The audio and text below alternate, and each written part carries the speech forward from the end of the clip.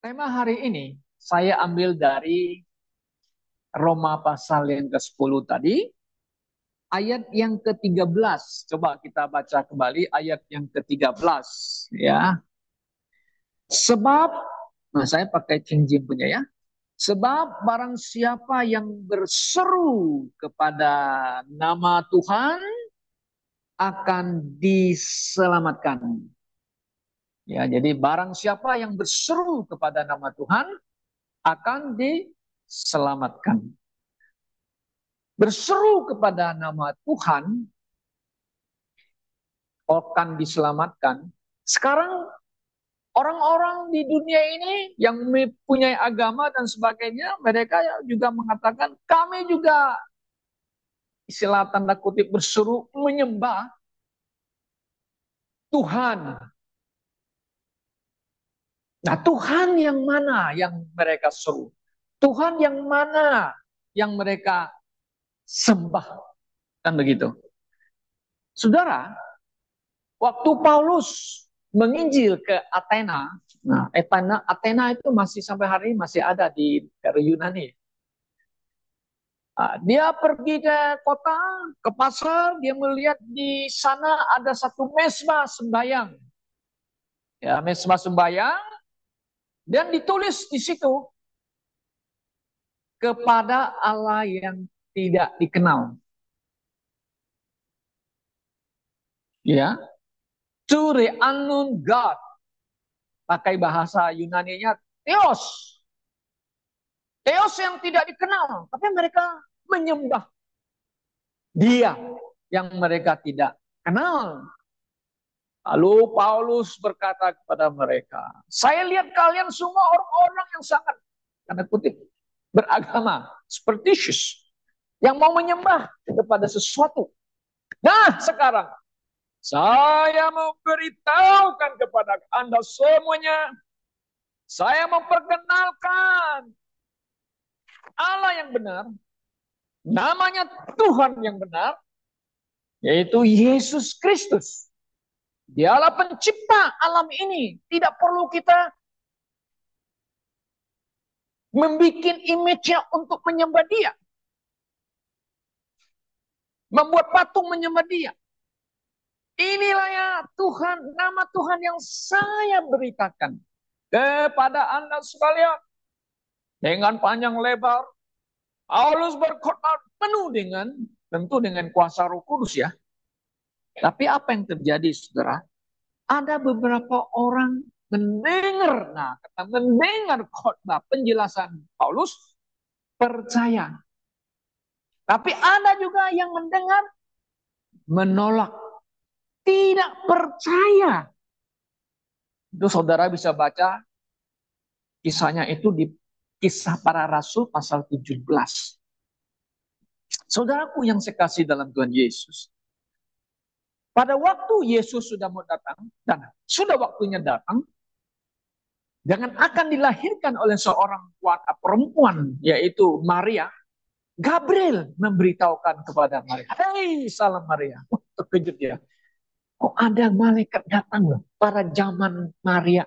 Padahal ratusan tahun tidak ada visi misi, tidak ada Allah berbicara kepada umat Israel lagi, tidak ada nabi lagi. Ini ada berita datang dari Gabriel kepada Maria. Kamu perempuan yang berkenan kepada Allah. Kamu akan mengandung dan melahirkan seorang putra. Kamu harus memberi dia nama Yesus karena dialah anak Allah yang Maha Tinggi. Dia datang untuk menyelamatkan umatnya. Mesias untuk menyelamatkan. Terkejut ya. Bagaimana mungkin? Saya belum punya suami. Tapi Roh Kudus akan turun ke atasmu. Kepada Yusuf, jangan kamu menolak Maria. Karena anak putra yang dikandung dari Roh Kudus. Kamu harus kasih namanya siapa? Yesus. Ini konfirmasi. Jadi namanya Yesus. Kemudian dia disebut Mesias, juru selamat. Saudara, pada waktu Tuhan Yesus pergi ke Samaria, nah saudara ingat Samaria itu ada di utara, ya, itu di sebelah utara itu adalah bagian Israel yang sudah runtuh, yang sudah hancur. Mereka mempunyai komunitas sendiri, punya ibadah sendiri, ya, ketemu dengan perempuan wanita di sumur itu, ya dah. Kemudian Yesus memperkenal dia adalah Mesias. Di dalam kitab kami tahu Mesias akan datang. Nah, ini kata Mesias bahasa Ibrani itu Mesias. Mereka tahu itu juru selamat. Tuhan juru selamat itu. Ya kan? Nah, kemudian seluruh Samaria kampung itu, mereka mendengar cerita perempuan itu, dan sekarang mereka bertemu dengan Yesus, Mesias, mendengar dia berkhotbah, dan mereka mengatakan apa? And now that this indeed the Messiah, Injil pakai indeed the Messiah, Mesias. Dia sungguh-sungguh Kristus, juru selamat dunia. Saudara, bangsa bukan Yahudi. Samaria adalah percampuran perkawinan antara Israel Utara dengan bangsa yang lain. Mereka lah pertama kali yang memproklamirkan, yang menyatakan kepada dunia bahwa Yesus Kristus, Mesias, dia juru selamat dunia. Nah, saudaraku, Yesus datang pertama kali kepada umatnya, kepada orang Israel, orang Yahudi. Tapi Alkitab mengatakan mereka menolak dia. Saudara bisa baca di Yohanes pasal pertama kan? Tetapi Yesus berkata, barang siapa yang menerima Yesus, kata menerima ini tentu percaya kepada Yesus adalah Mesias, juru selamat, maka diberinya kuasa menjadi anak-anak Allah. Anda sudah lihat, keselamatan itu terbuka, diberikan kepada bangsa lain, bukan hanya kepada orang Yahudi. Saudaraku yang saya kasih dalam Tuhan Yesus Kristus, Rasul Paulus menyadari, Rasul Paulus seorang rasul yang dipilih Tuhan Yesus, tadinya dia adalah orang penganiayanya pengikut Yesus Kristus, di mana Yesus akan menyatakan dirinya adalah, aku adalah Tuhan. Nah, kan Pak dia bilang, who are you? Who are you, Lord? I'm the Lord. I'm Christ yang kamu aniaya itu. Kemudian apa yang harus saya lakukan? Tuhan katakan, pergi ke jalan lurus di Syria. Syria itu sampai hari ini masih ada namanya, kota Syria itu namanya Damaskus. Nah, saudara, Damaskus sekarang itu sudah hancur-hancuran. Kalau saudara klik YouTube itu tentang Damaskus, aduh, semua kota-kota yang dulu yang cakep, yang indah ya, itu sebenarnya Syria itu ya. Salah satu yang di negara Timur Tengah itu cakep, indah sekali. Punya gedung-gedung, punya view, landscape yang bagus sekali. Tapi karena perang sipil, semuanya hancur gedung-gedungnya itu, saudara-saudara. Nah, masih ada Damaskus sekarang. Nah, Paulus pergi ke sana, ke jalan lurus. Kemudian dia ditumpang tangan oleh Ananias. Sehingga dia matanya terbuka lagi. Dan dia menjadi Rasul Kristus untuk memberitakan Injil Yesus Kristus. Saudaraku yang saya kasih dalam Tuhan Yesus. Paulus menyadari umatnya menolak Yesus. Umatnya tidak mau percaya Yesus yang datang itu adalah Mesias, juru selamat. Tahu akibatnya apa, saudara? Orang Yahudi ribuan tahun kehilangan kerajaan, kehilangan tanah airnya karena dikuasai oleh bangsa-bangsa lain. Bukan hanya satu bangsa, bangsa-bangsa lain. Dikuasai oleh Assyria, kemudian Babilonia, zamannya Nabi Daniel.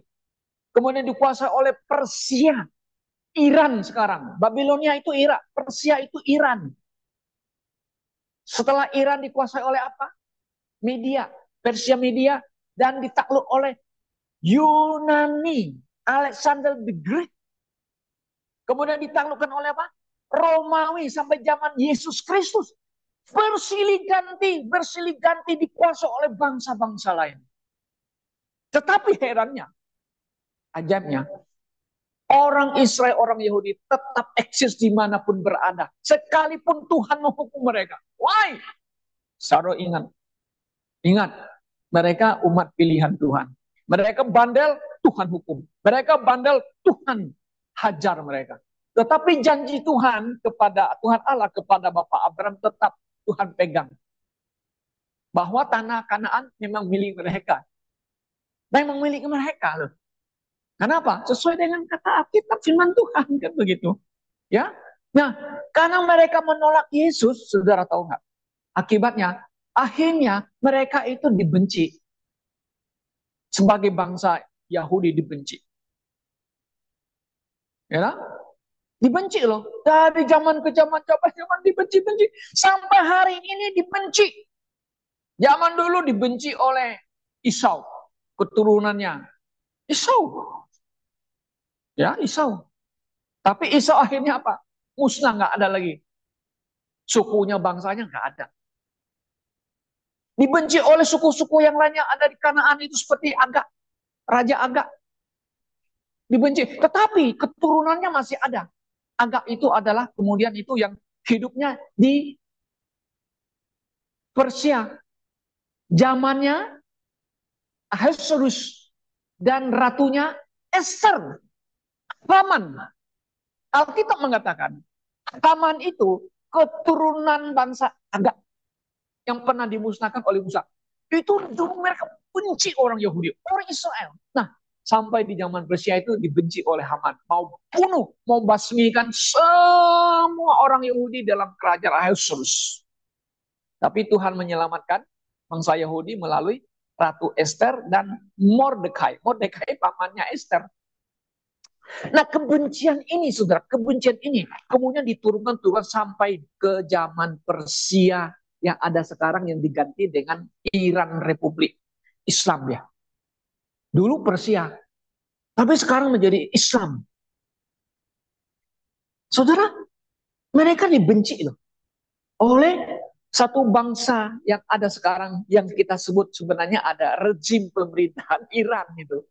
Begitu bencinya kepada negara Israel sampai mau musnahkan. Sampai dia membangun proksi-proksi yang ada di Lebanon, yang ada di Gaza, yang ada di Yemen, dan ada negara lain yang mau hantam Israel. Benci. Nah, bukan hanya orang Israel, Yahudi dibenci. Setelah Yesus ya kan, mati meninggal, naik ke surga, Injil diberitakan, orang Kristen pun dibenci. Sampai hari ini dibenci oleh siapa? Ya, saudara sudah tahu. Makanya kan Israel, Kristen, ini kedua hal yang tidak bisa dipisahkan. Kalau Anda orang Kristen, kalau Anda yang baca Alkitab Perjanjian Baru, Perjanjian Lama dan Perjanjian Baru, Anda sebagai orang Kristen tidak bisa memisahkan diri dengan nama Israel. Why? Begini, saudara, sudah saya sampaikan. Anda dan saya diselamatkan oleh Yesus Kristus. Karena Yesus Kristus, orang sama yang mengatakan, juru selamat dunia. Saya mau kasih tahu. Yesus sudah mengatakan kepada orang Samaria, kepada perempuan Samaria itu. Keselamatan datang dari mana? Bangsa Yahudi. Yesus orang Yahudi. Anda dan saya bisa diselamatkan karena Yesus Kristus orang Yahudi. Kita mendapat kasih karunia karena anugerah Allah melalui Yesus Kristus. Di mana orang Yahudi, orang Israel menolak Yesus. Akhirnya keselamatan ini diberikan kepada saudara dan saya. Maka itu kekristenan tidak bisa memisahkan diri dari namanya Israel. Kenapa, saudaraku? Nanti Yesus akan datang yang kedua kali. Dia datang kepada miliknya, di mana kita gerejanya yang hidup di dalam zaman anugerah sekarang, zaman gereja, kita ini milik Kristus. Karena kita percaya kepada Yesus dengan iman, bukan karena melakukan mentaati hukum Taurat. Anda dan saya milik Kristus. Yesus kedua kali akan datang kepada miliknya dan juga kepada umatnya pilihannya yaitu Israel secara khusus. Kedua hal ini tidak bisa dipisahkan. Orang Kristen yang lain mengatakan, Allah telah membuang orang Israel. Ada gereja-gereja yang liberal, gereja-gereja yang ada sedikit anti Israel, keberadaan negara Israel. Saudara, ya ada nggak? Ada. Makanya mereka mengatakan Israel Yahudi sudah tidak ada. Yang menggantikan Israel adalah apa? Tanda kutip kita bilang gereja. Gereja yang mana ganti Israel? Gereja universal. Kita bukan gereja universal. Nah, kita gereja lokal. Tubuh Yesus Kristus. Mereka mengatakan ada satu teori namanya apa? Replacement theology. Teologi pergantian. Jadi Israel nggak ada, yang gantinya adalah gereja. Gereja yang mana? Ya dari sana yang universal itu, yang disebut nama katanya Kristen lah apa dan sebagainya. Mereka menggantikan Israel. Kita bilang tidak. Paulus mengatakan sekali-kali Allah tidak membuang mereka, karena saya pun adalah orang Yahudi, keturunan daripada Benjamin. Paulus mengatakan, saya orang Farisi. Saya tahu orang bangsaku sendiri. Saudara kalau baca di ayat pertama jelas. Pasal yang ke-10 tuh. Coba saudara perhatikan, Paulus mengatakan, saudara-saudara, keinginan hatiku dan doaku kepada Allah, ya kepakai Elohim situ ya, untuk Israel. Nah, kata Israel itu ada nama Israel sini loh. Adalah supaya mereka diselamatkan. Wow. Paulus tahu mereka tolak Yesus, tapi dia doa, Tuhanku.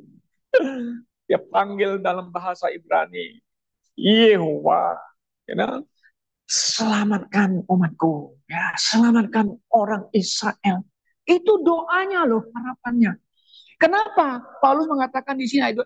Sebab aku dapat memberi kesaksian tentang mereka bahwa mereka mempunyai semangat. Semangat itu kalau di sini kan mengatakan apa ya? A zeal of God, mempunyai semangat Allah untuk membuat sesuatu, mentaati hukum mereka. Begitu mereka semangat. Tetapi tidak menurut pengetahuan. Ya. Terus apalagi ayat 3? Sebab oleh karena mereka mengabaikan kebenaran Allah dan berusaha untuk mendirikan kebenaran mereka sendiri, tidak menaklukkan diri mereka kepada kebenaran Allah. Kenapa?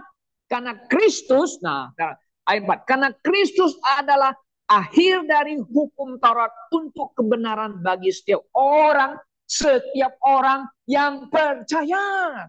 Puji Tuhan. Inilah terjadi perubahan konsep keselamatan perjanjian lama kepada perjanjian baru. Nah, makanya kita di gereja itu ada namanya doktrin ajaran dispensasi. Keselamatan di dalam setiap dispensasi zaman itu berbeda. Kita perjanjian lama, mereka harus mentaati hukum Taurat. Harus menjalankan hukum Taurat, baru bisa selamat. Nah, setelah Yesus datang, Yesus menggenapi hukum Taurat. Tidak perlu lagi kita mentaati hukum Taurat supaya diselamatkan. Itu kebenaran. Kebenaran yang disampaikan oleh Rasul Paulus. Ya? Nah, sangat sayang sekali. Ada orang Kristen, kita percaya Yesus tidak cukup. Kita harus ada plus tambah lagi hukum Taurat. Loh. Harus disunat, tidak boleh makan babi. Ada nggak gereja yang begitu? Adventis. Hari yang ke-6, gereja hari ke-6. Kalau saudara ketemu, kamu gereja mana? Saya gereja Sabat. Nah, Sabat artinya gereja yang hari Sabtu. Mau makan babi nggak? Coba tanya. Mereka makan babi nggak? Ya, boleh tanya, nggak apa-apa. Di Senen ada ya satu gereja itu ya, Advent ya. Allah kalau ketemu, wah, boleh nggak makan babi? Oh, nggak boleh, haram. Ah, boleh makan ikan, boleh, tapi harus yang bersisi. Yang bersisi. Kalau yang tidak bersisi, nggak boleh. Oh, sampai yang ada yang sampai begini ya. Kalau sakit itu mau diinfus dengan darah, mereka tolak. Wah, sampai Adventis itu namanya ya. Nah, nah, saudaraku. Jadi ada plus. Kita bilang tidak. Kita sekarang boleh apa yang Tuhan ciptakan semua. Kita kalau ucapkan syukur kepada Tuhan boleh makan. Betul nggak? Nah, puji Tuhan. Makanya kan Petrus loteng di atas lagi berdoa dapat apa di penglihatan kan ada barang banyak dalam satu kain itu banyak binatang di situ yang haram. Paulus, Paulus, bangun, potong, potong gitu. Itu kan potong binatang kan baik haram. Tuhan saya nggak pernah makan begitu dari sejak kecil nggak bisa. Jangan lagi sekarang kamu katakan itu haram.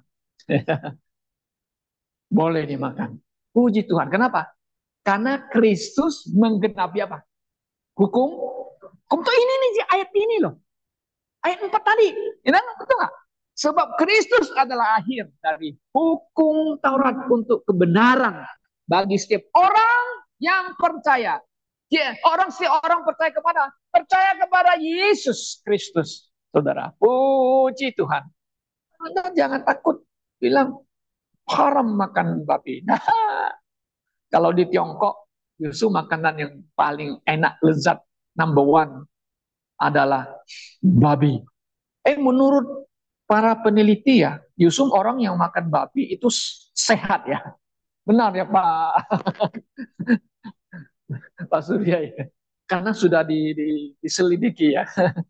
Nah, saudara yang saya kasih dalam Tuhan Yesus. Saudara dan saya, sekarang kita memanggil Tuhan. Kita percaya kepada Tuhan. Kita diselamatkan. Oke? Bukan karena kita melakukan hukum Taurat, tapi karena kita percaya kepada Yesus. Hanya dengan iman saja. Maka itu bedanya dispensasi perjanjian lama di sini harus hukum Taurat. Kita ada di sini perjanjian baru zaman anugerah sekarang, zaman gereja kita diselamatkan hanya dengan iman saja kepada Yesus.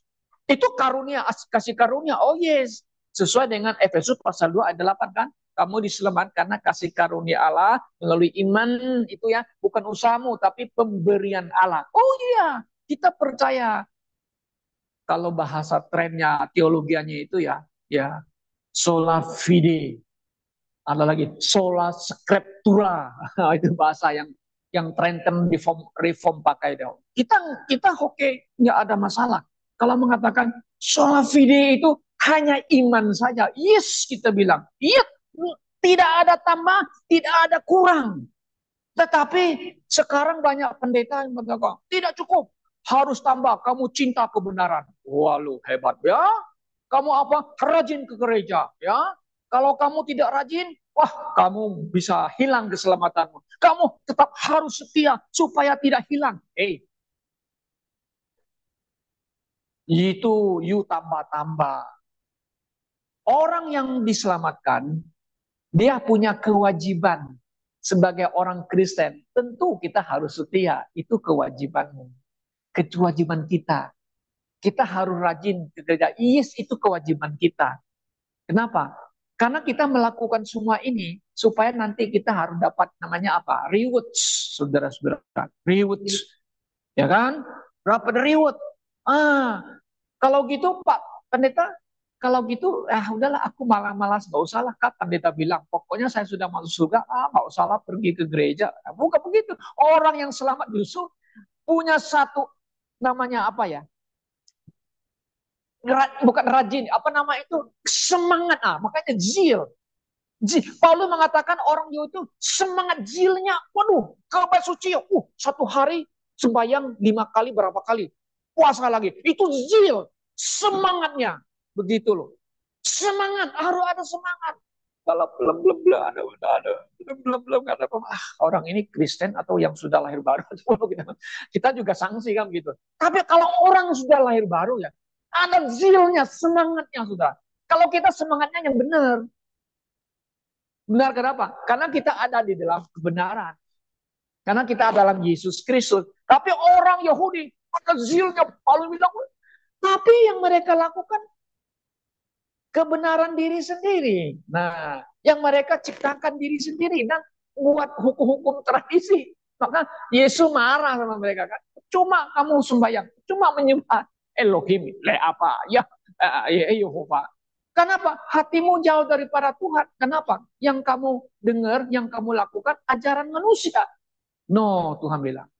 Kan begitu.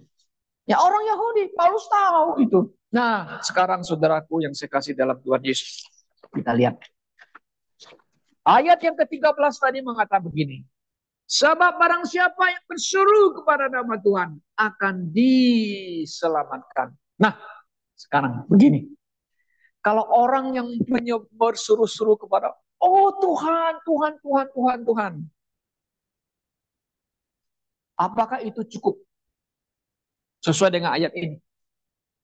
Semua juga bilang Tuhan kan? Ya atau enggak? Kan di Athena kan, to unknown God. Orang semua juga bilang Tuhan, Tuhan, Tuhan, Tuhan. Anda pergi ke Bali juga bilang Tuhan, dia panggil juga itu kan.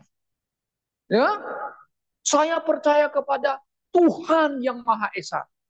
Itu universal konsep Tuhan. Saya mengatakan universal konsep Tuhan yang disembah oleh semua agama. Apakah dia adalah Tuhan yang benar? Nah, ini pertanyaannya. Apakah dia yang Tuhan yang benar? Nah, kita mengatakan no. Kita mengatakan Tuhan yang benar yang diperkenalkan oleh Rasul Paulus. Siapa dia? Tuhan Yesus, saudara. Kenapa? Paulus juga mengatakan, Petrus di Kisah Para Rasul mengatakan, tidak ada nama yang diberikan kepada manusia dan olehnya manusia diselamatkan di atas bumi. Namanya siapa? Yesus Kristus. Kan Kisah Para Rasul 5:14 ya. Coba disiram. Di sana ada ayatnya. Ya kan? Nama Yesus. Ya. Yesus siapa? Mesias. Yesus siapa? Tuhan ya. Yesus itu Allah nggak?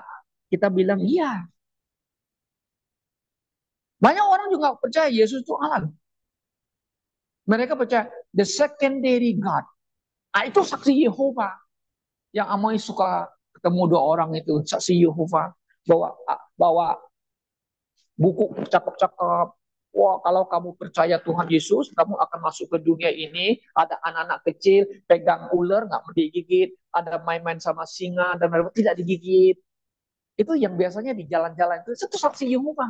Tapi ingat, mereka hanya percaya yang masuk ke sana itu 144. 144000. Di Wahyu itu ada kan? Itu yang masuk itu hanya itu hanya. Coba bayangkan sakti Yehova seluruhnya itu lebih dari 14400 tuh. Jadi yang sisanya siapa? Kemana? Jadi mereka bolong-bolong, mudah-mudahan saya yang masuk 14400. Saudaraku, yang 1440 itu adalah suku Ruben, suku Yehuda, suku Den, suku Naftali yang diberikan kesempatan nanti di kedatangan Yesus yang kedua kali, bukan kita.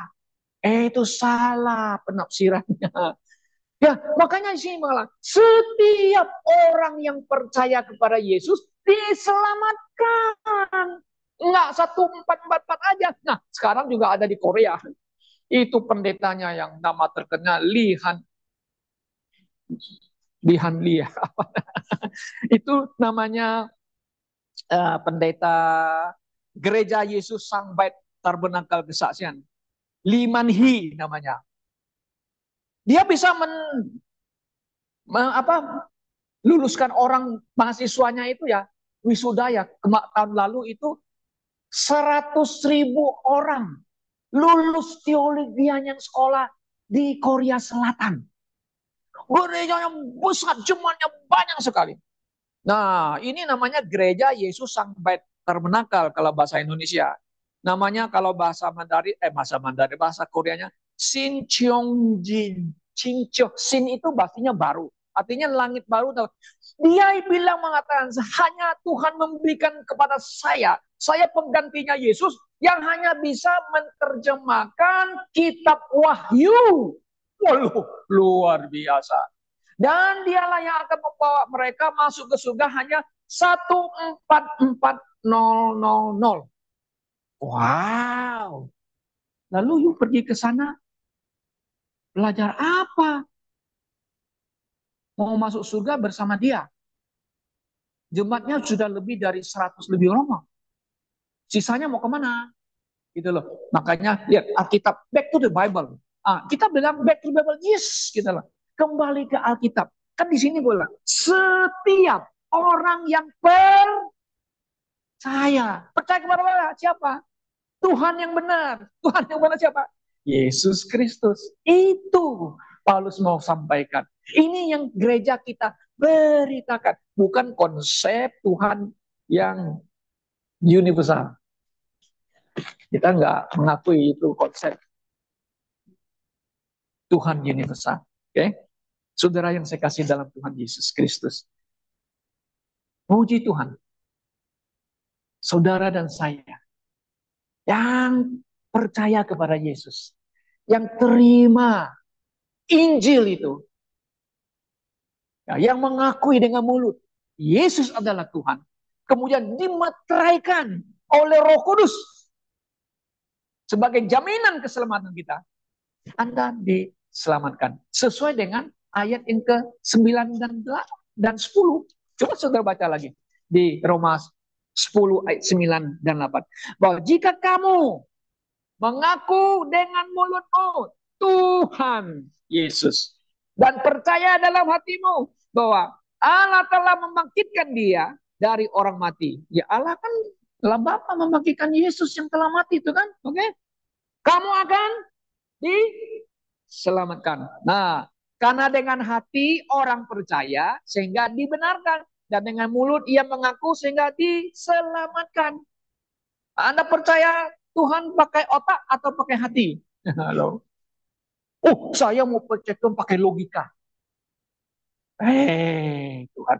Ini juga permainan kata orang-orang pendeta yang sok-sok supaya dia, wah, saya orang yang hebat. Nah, Alkitab bilang percaya dengan apa? Hati, itu kan pakai logika. Kita perlu pakai akal budi nggak? Mengerti firman Tuhan. Oh yes. Maka itu kita perlu pimpinan Roh Kudus memimpin pikiran kita.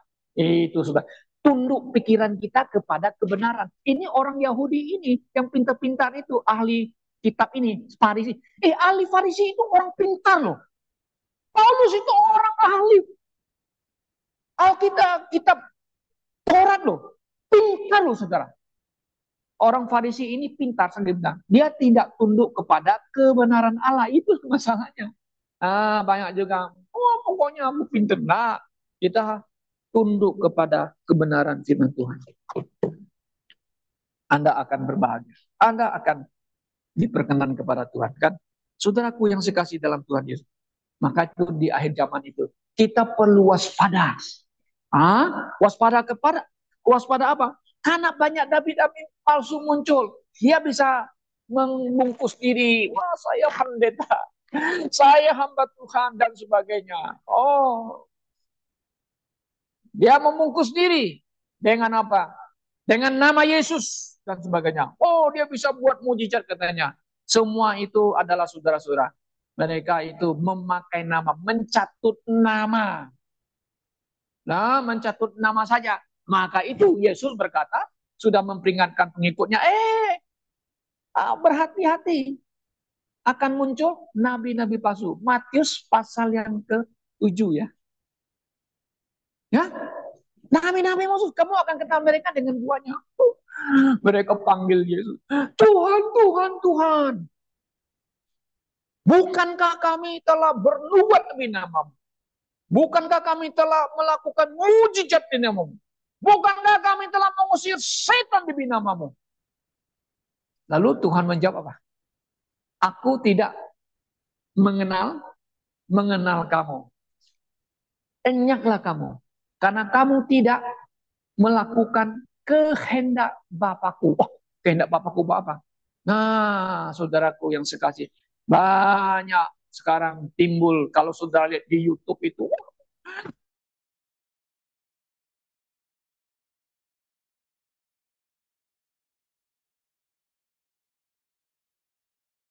punya karunia bisa ngusir roh jahat. Oh, tepuk tangan lagi orang lain.